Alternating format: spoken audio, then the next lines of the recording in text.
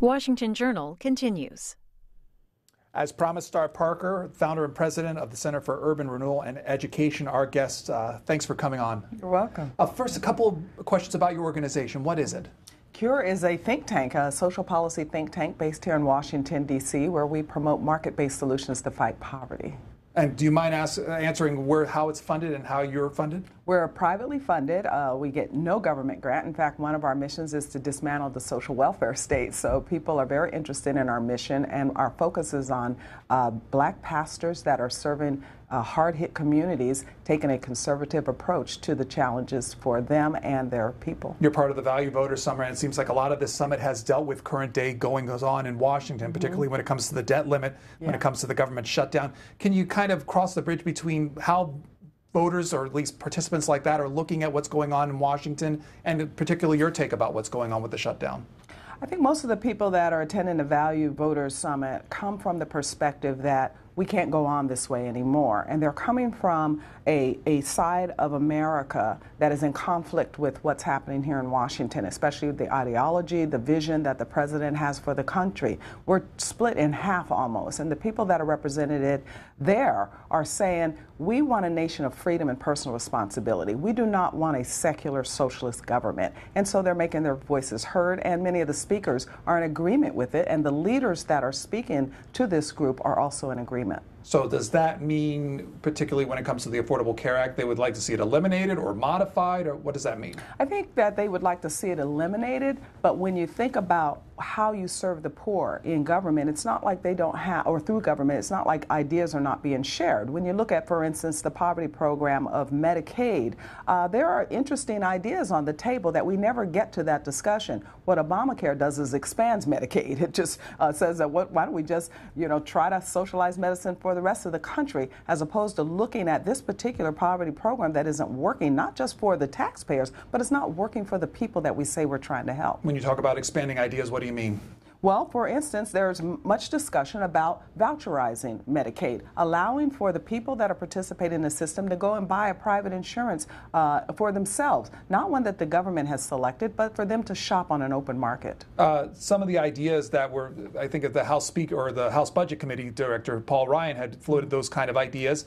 He's coming forward, and other Republicans coming forward with ideas of expanding the shutdown and using it as a means to talk about debt issues and spending issues. What do you think about the transition is made, considering that it started dealing with the president's health care plan, now that it's dealing with larger issues of debt and spending? Because they're one and the same. So it's okay to make that transition, because when you look at Obamacare, it's pretty much stopping a new program from developing because of the current debt and the challenges that we're having. What I believe Congressman Ryan is pointing to is the liabilities that we already have with Medicaid, with Medicare, with Social Security. And this is what's driving much of the problems that we're having today, so we should have a discussion about it. When you look at the Budget Act that was passed in 2011, it didn't include entitlements, and yet entitlements are bankrupting us. We need to have that conversation. But what the left continues to do is build on top of what's already broken, or desire us all to build on top of what's already broken, without any discussion on how we're going to transition ourselves out of spending more money than we take in. What are your thoughts specifically on a shutdown of government?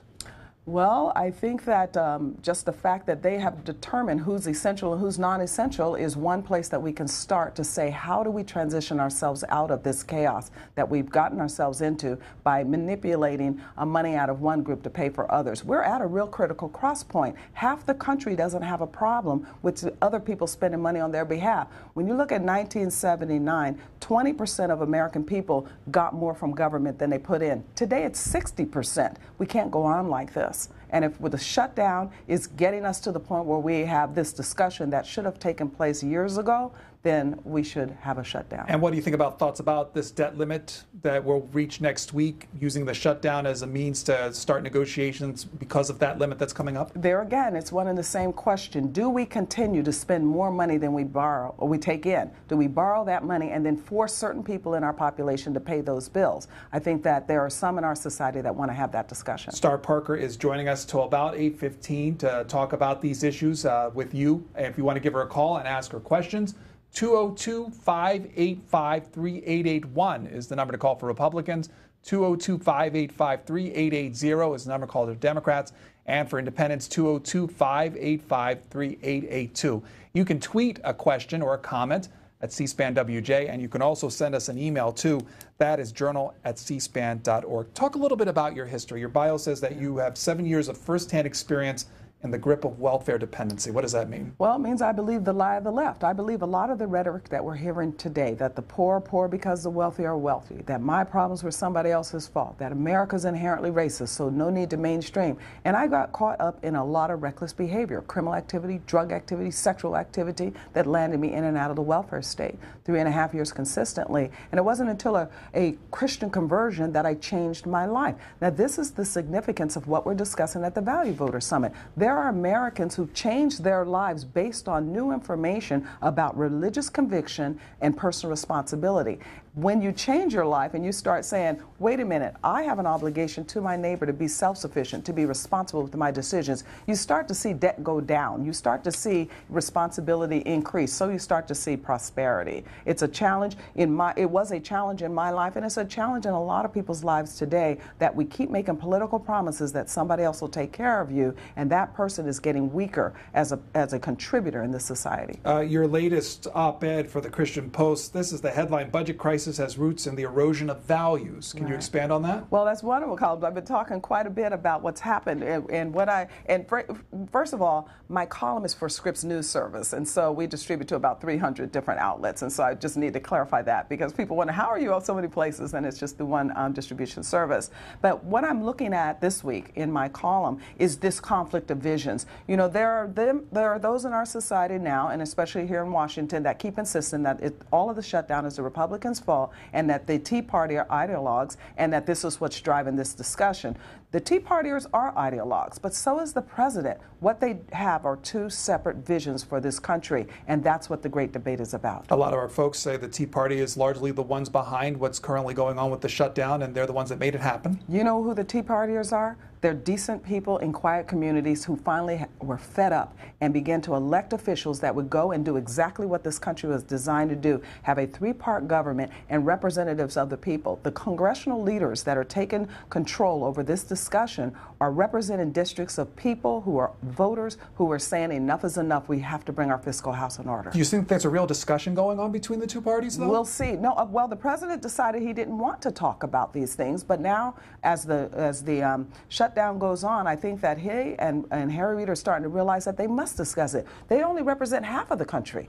The other half are the contributors, and they are wanting to have a dialogue about how long we're going to overspend, out of control debt, broken families, and this big government is just not healthy for a society. And so, yes, we should have the discussion. Will we have it this particular instance, and will it conclude this particular time? Maybe not, but at least we're moving it forward. Let's go to calls. Our first call is from Queens, New York. This is Freddie on our Democrats line for Star Parker. Good morning. Go ahead, Freddie.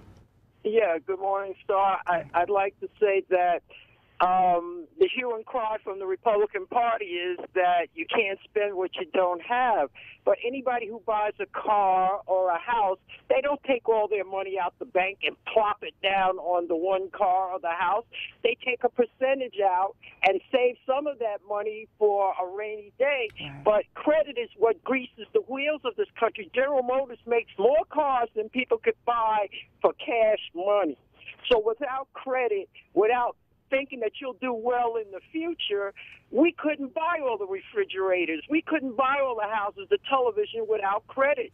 So we hope that growth will pay for the things that we're getting now in the future. But without credit, this whole system will collapse. Freddie, thanks. Freddie's making a very serious point, but the difference between what we do in our households when we buy an automobile and or we even buy a home is we assess our budget first. We have a budget. And then that person who's lending us money also assesses, which in this case, is the taxpayer who wants to assess. That's what much of this debate is about. The Senate will not produce a budget that we can agree on, that we can live within. When you think about even Head Start saying that based on the shutdown, they're within days of running out of food, days? What kind of budgeting have they been doing over the years of their existence? What kind of government agency would not plan for the future or have money to put up for collateral, for instance, when you're going out to borrow?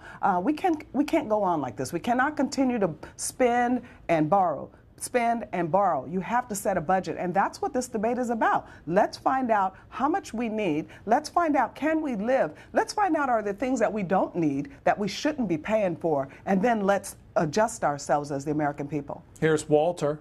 Walter is from Utah Republican line. Hi. Hi. Thank you for taking my call. I think that this government shutdown thing is a good thing and a bad thing, but in my opinion, it's all for posturing, and everybody, I've heard several callers state that, Obama won the election. Well, okay, maybe he did win the election, but nobody's really addressed the voter fraud. They've got ID, voter ID. Every time I've gone to the polls and voted, I've had to have an ID to vote, where, they're wanting to sue states for not wanting to have voter ID. You have to have an ID to even walk on the streets if you get pulled over. They want to know who you are or anything else.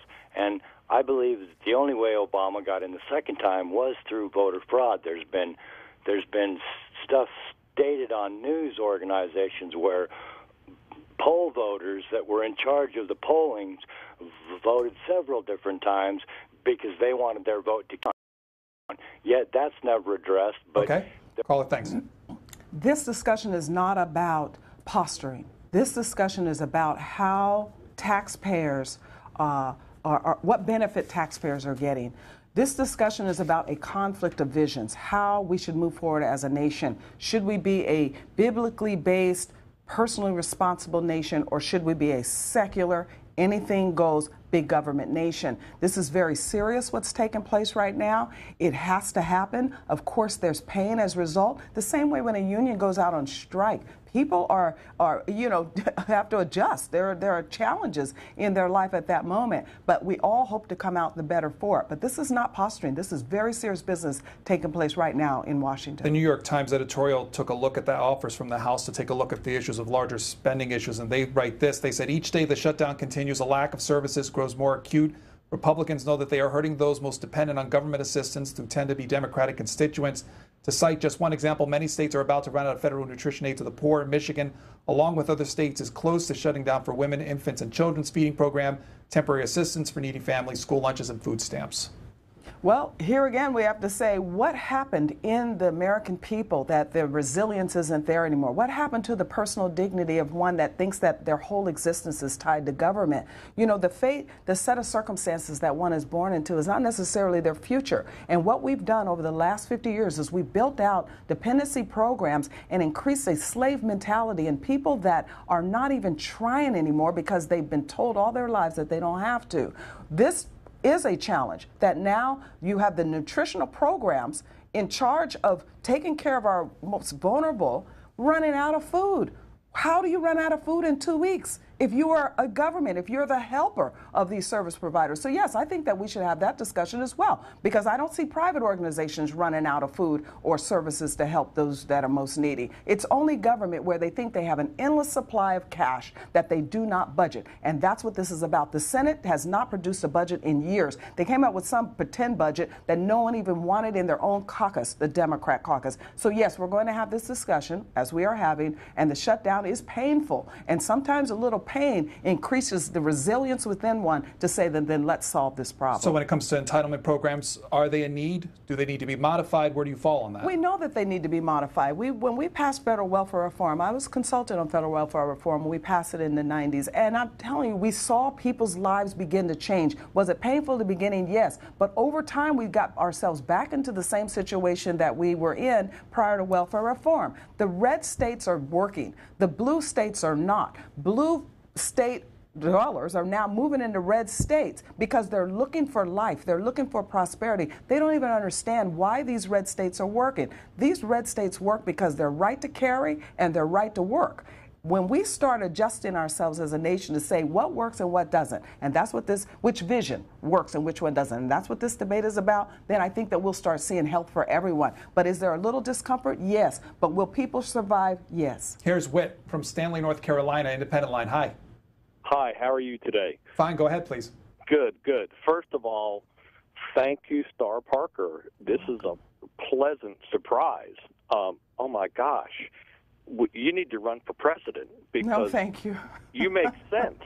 Yeah. And you back up everything with facts, and you don't dance around trying to be politically correct. And, you know, that just, in my opinion, and I think many disconnected people in this country, is looking exactly for that. And this isn't even what I actually was going to call in for. It's just I'm listening to you, and I'm like, wow, hope. This, you know, one thing that ties into everything that you've said so far is something my father has said to me as far back as I had of a memory. He would rub his fingers together, and like when people are counting or touching money, but he says it's about values. Right. He said, you know, things are of worth because of the value that they have. And there is a sense of accomplishment and pride in achieving something that you thought you maybe weren't capable of doing. Thanks, caller. Yeah, a dear friend of mine told me recently that her dad, who just recently passed away, said that free has no value. And when you think of what this nation has done to its poor at the hand of Democrats, see, the challenge we're confronted with today didn't start yesterday. We've had 50 years of this social engineering, and we have bankrupted this community. We have collapsed marriage, and it has increased the challenges that we're confronting right now. When you think about even poverty, who's poor today? People that are struggling by themselves and/or single moms. When you think about what marriage has done as a social stabilizer in our society, it decreases incidence of poverty. This is why we have to have this discussion. He's absolutely right. Our values and our economic state of affairs converge. Turning to health care, Peg Oshioff of Twitter says that the middle class has been priced out of health care for decades. It's only the poor and wealthy that get care. Lower cost of care for all, she adds. Well, you know, one of the challenges there, and it's a discussion that we should have had, and maybe we will have in the future about Obamacare as we start dismantling this horrible new entitlement in our society, is this third payer system. One of the challenges for the middle class is that they've not paid their own bill either. They've insisted that their employer paid their bill. And that's one of the reasons the employers were in the White House back rooms when they were developing out Obamacare. This is a very expensive proposition. And so as we transition ourselves off of what's now Obamacare, and or Medicaid and or Medicare, we should start thinking about a market-based system for how we get our health insurance so that all prices will fall. Do you think a transition out of the Affordable Care Act will happen?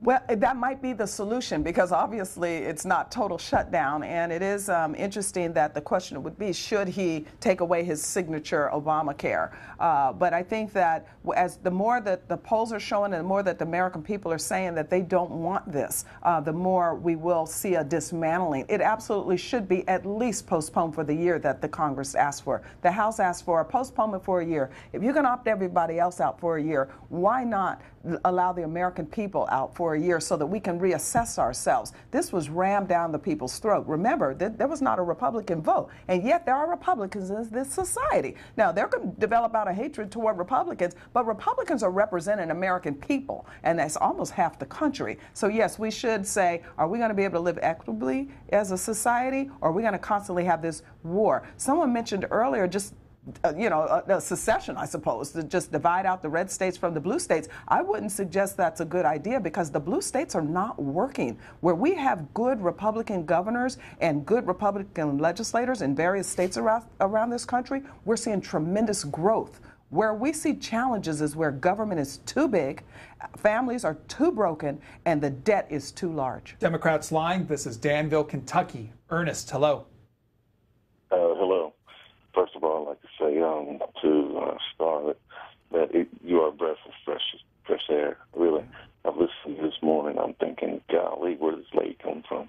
But my thing is, and I'm thinking, why don't we go to just a flat tax all the way around, and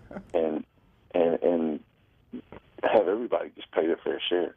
You know what I'm saying? Or an equal contribution, yeah. Some people are talking about that. You remember Herman Cain brought that to the national discussion when he talked about 999 to just let's look at the tax code. The challenge, I think, is that we wait till we're in crises. That's the problem with this city. They wait until it's a crisis, and you're right up against the clock that we have hard discussions. But it's not unlike what happens in people's personal homes. It's not until finally you say, that's enough, I'm leaving, that people take seriously the challenges that have been perhaps in their marriage for quite some time. Bernie, thanks for holding on. He's from Baldwin, Maryland, Republican line. I just wanted to mention that, first of all, I agree with a lot of what you're saying. But the biggest driver of the debt is Medicare. And people, my understanding is people get 3 times more Medicare than they paid for. The hypocrisy here is a lot of the Tea Party and people like that are retired, they're all taking their Medicare, and they say reform entitlements. That's like a euphemism. No, they're not realizing that what they need to do is cut down on the amount of Medicare that they have. Well, that's one of the ideas that's floating around Washington. We have to look at entitlements. I wouldn't single Medicare out from even Social Security, but I would say that there are opportunities for us to transition by looking at Social Security and allowing for private options there. Perhaps to opt out, people making $30,000 or less a year and or are 30 years old or less a year to begin the transition off of government. You're absolutely right. We have to wean ourselves. The drivers of this challenge, as Paul Ryan pointed out in his Wall Street Journal column just recently, the driver of this debate we're having are the entitlements. Neither side wants to touch them, so we get off into, well, okay, are we going to keep the EPA or are we going to keep defense? And we really must look at entitlements, Medicare and Social Security. The Breitbart.com website takes a look at current day actions and these plans that are being touted by Republicans. They write that the revised GOP plan reflects the demands that the president made in a meeting with House GOP leaders Thursday. It also reflects the unwillingness of the D.C. GOP to face a fiscal showdown with Democrats. Would you agree with that?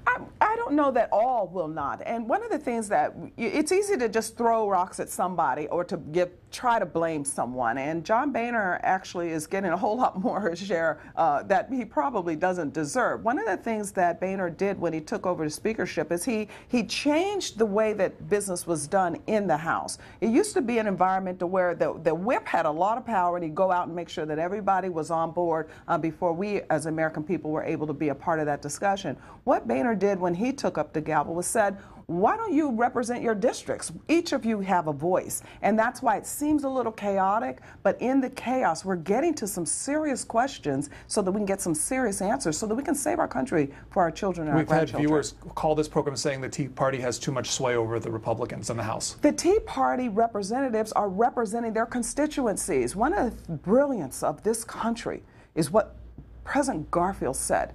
The representation we have is what we deserve.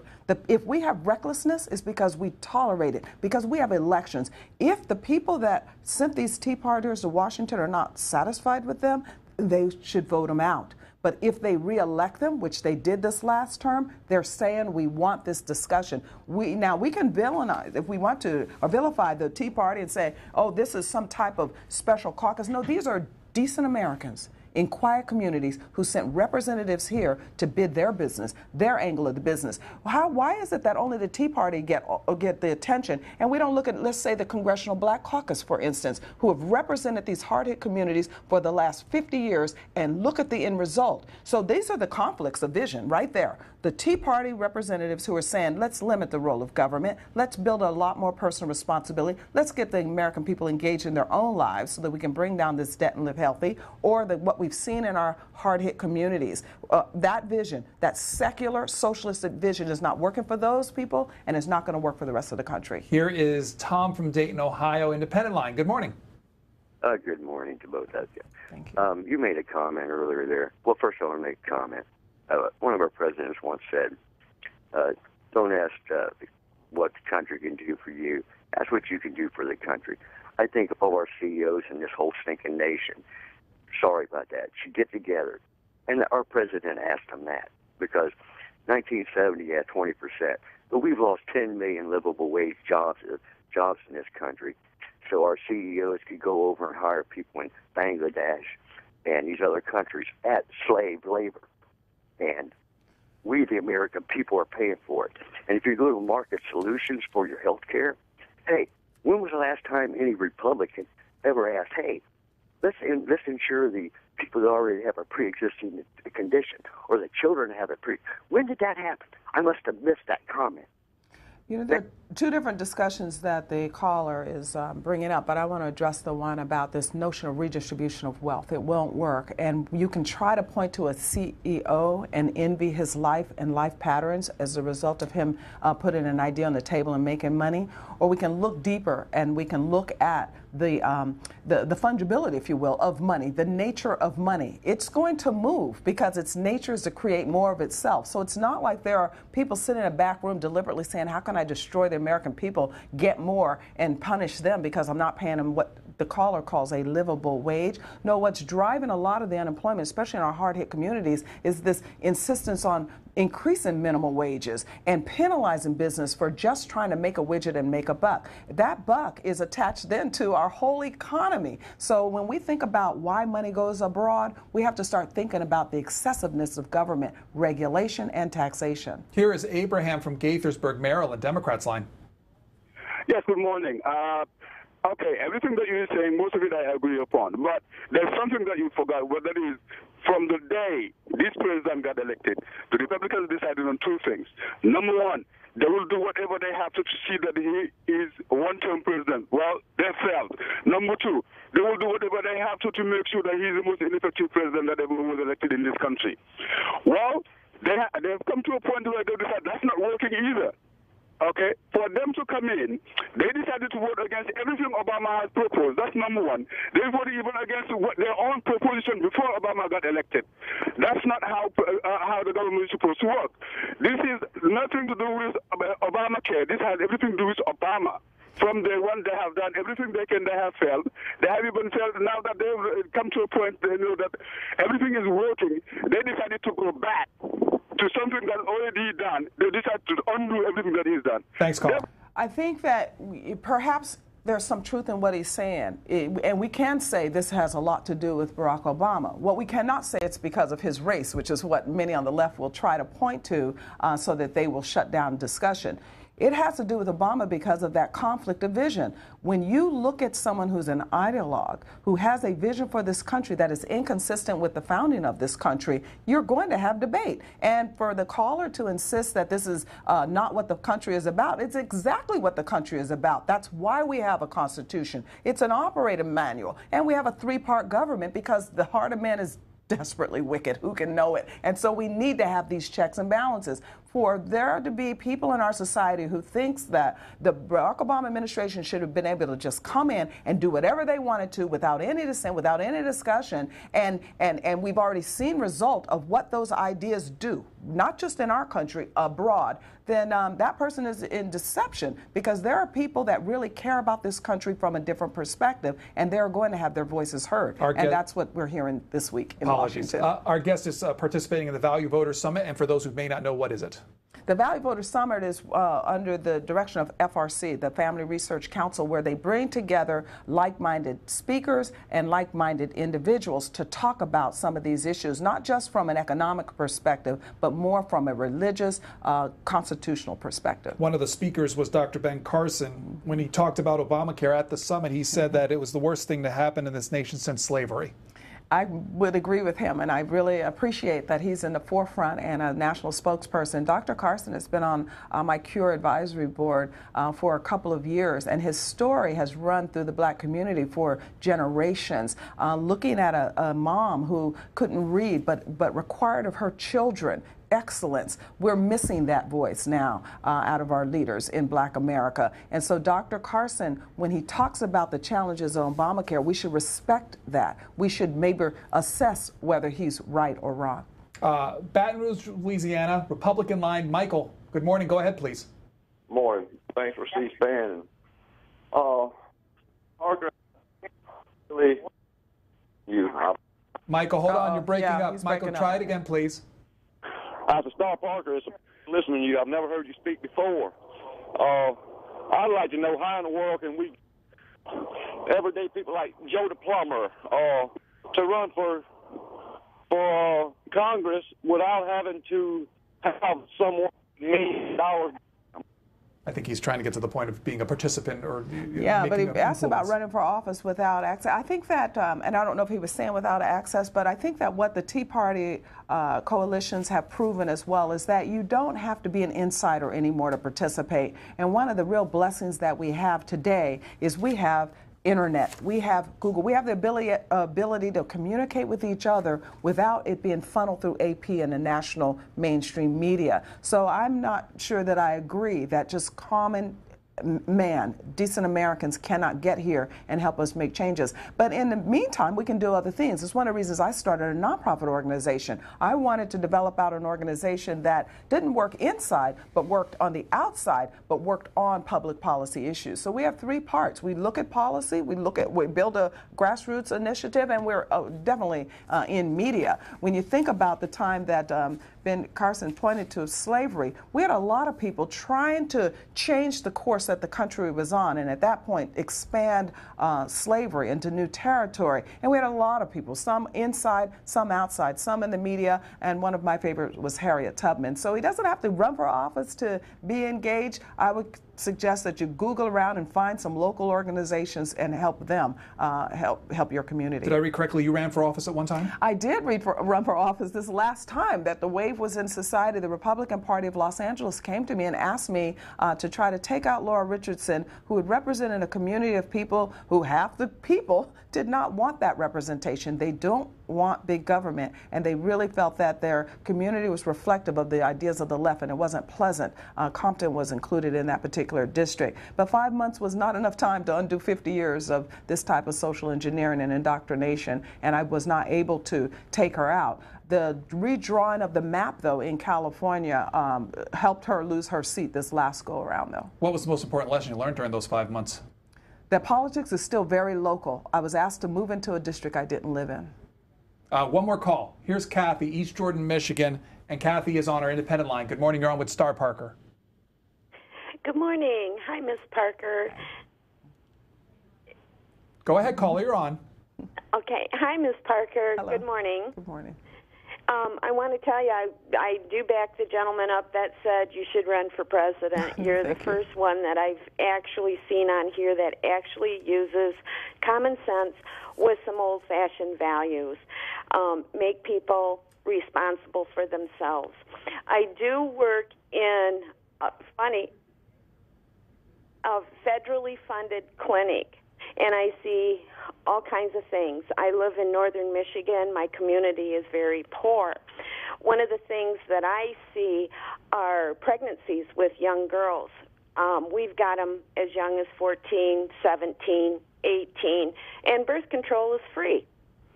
And not only do they do this one time, they'll go out and they'll have a second and a third pregnancy, all on taxpayer benefits. And I think as far as reform, not to help anyone that does make a mistake, but I don't think we should be paying for the second and third one. You know, we need to start reforming somewhere, going, okay, we'll pay for one, but you need to be responsible for your behavior, and anything beyond that. Caller, we'll leave there. Thanks. Yeah, this is one of the reasons that the government should not be in what we call charity business, because when you think about personal responsibility, we think about what's happened in these folks' lives, they need someone that looks them in the eye and tells them the truth about their lives, and this is not the role of government. She's absolutely right that what we've done is we've removed from individuals their self-worth, their dignity, and we've allowed them to turn their life over to somebody else. And so the challenges, the social pathologies that we see in these hard-hit communities are inevitable. When you turn your life over to someone else, you start living very recklessly and living for that day. And not just are we seeing increases in out-of-wedlock birth, but 55 million in abortion, that should give us all great pause. As a free country, a country that was built on personal responsibility, and for us to just allow this crime against humanity continue, it's one of the reasons that we're under severe judgment and why we're having such economic challenges. But as the caller mentioned, much of this work is now being done by government. What we need are more crisis pregnancy centers, who interestingly the left always wants to attack and pull in the lawsuit. But we need crisis pregnancy centers doing much of this work with these young women who have lost sight of their lives and they're getting lost in moral relativism. What would you like to see as the end result of the government shutdown, of the debt limit talks? What is a good case, or at least the best case scenario in your opinion? Perhaps that they can agree to disagree, so somewhere get to the point where two sides say, here are some things that we can agree upon.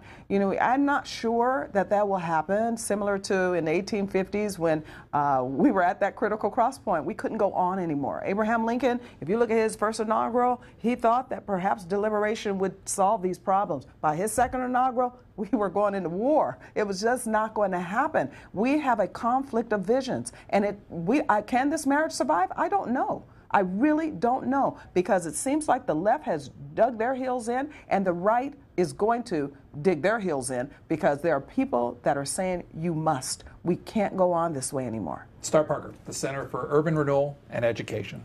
Thank you. Welcome. Thank you. Coming up, we're going to take a look at food safety in the United States, especially under the shutdown. 13 agencies involved in food safety inspection, those agencies being affected by the shutdown and sequester. Carolyn Smith-DeWall of the Center for Science and the Public Interest will join us to discuss the state of those food safety programs when we return. But first, want to let you know about our Newsmaker program. This week, the top Democrat on the House Foreign Affairs Committee, Congressman Eliot Engel, and Representative Engel talks about U.S. foreign policy, particularly topics along the lines of Egypt, Syria, and Iran. And in this clip, you'll see about his talk with reporters. He'll discuss the Obama administration's move this week to cut $260 million in aid to Egypt. Egypt has been a strategically important country to the United States for 30 or 40 years. A lot of the fulcrum of our Mideast policy stands with having a good relationship, military to military, with Egypt's military and our military. And I just think that when a government or a country with which you're allied does something that you don't like, I think there are different ways of reacting than simply just saying, well, we're going to punish you, we're going to cut this off or cut that off. But from a United States point of view, there are two choices in Egypt. It's the Muslim Brotherhood or it's the military. We're not going to have a Western-style democracy anytime soon in Egypt. Given those two choices, and given how Mr. Morsi under the Muslim Brotherhood ran Egypt, I think it's much more important and better to engage with the military than with the Muslim Brotherhood. But Congressman, as you know, the White House has been reluctant to say a coup took place in Egypt. What happened? Was it a coup? Well, you know, you could say it was a coup, or you could give excuses and say, well, the coup was really that Morsi was elected, but then he sort of co-opted it and tried to derail Egyptian democracy. What would you call it? Well, I would say that it was, I don't know if I'd call it a coup, but I think it's a semantical question, because I think that what the administration is trying to do is they're trying to walk that middle path. They don't want to call it a coup, and on the other hand, they don't want to condone it, so they're trying to find a middle path, and I think what they did this week was to go down that middle path. I just disagree with what a middle path is. I just think it's better to keep Egypt engaged. If you call it a coup and you cut off aid, I think that's cutting off your nose to spite your face. And I think that will come back to bite us at the end, and I don't think it's wise policy.